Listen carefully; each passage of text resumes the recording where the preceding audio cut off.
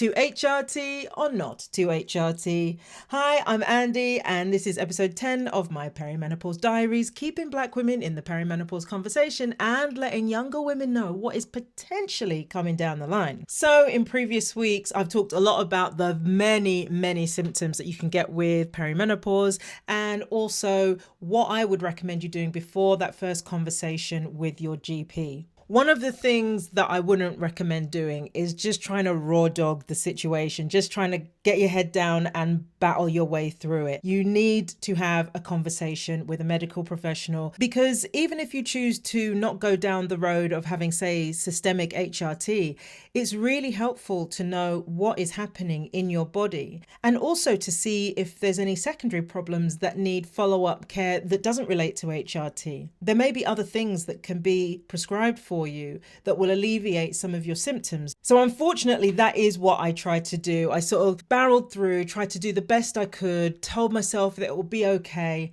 And actually, in the end, it wasn't. And it was through a chance conversation with my hairdresser, isn't it always, that I decided to finally make an appointment with my GP to specifically discuss HRT. Now, obviously, this isn't about whether you should or shouldn't take HRT. That is such a personal choice, and it's as individual as each person's perimenopause experience is.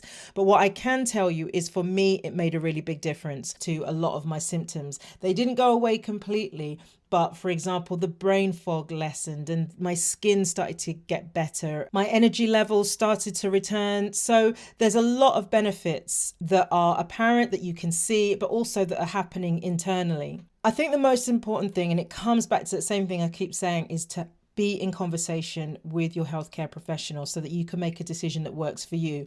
There may be certain delivery systems of HRT that don't work, so it's good to have a conversation about that so that you can have medication that feels like the right thing for you. Another important thing is, if you're based in the UK and you pay for your prescriptions, there is an HRT prescription certificate, which means that you make a one-off payment to pay for all your HRT prescriptions, rather than paying each time you have to restock your medication. Nobody told me this, and it just happened to be that I was in a pharmacy and he asked me if I had a certificate, and I was like, oh, here we go. And then he told me about it. But now you know. At the end of the day, HRT isn't for everyone, for personal, but also for medical reasons as well. But just know that the decision you make is the right one, because it's the right one for you.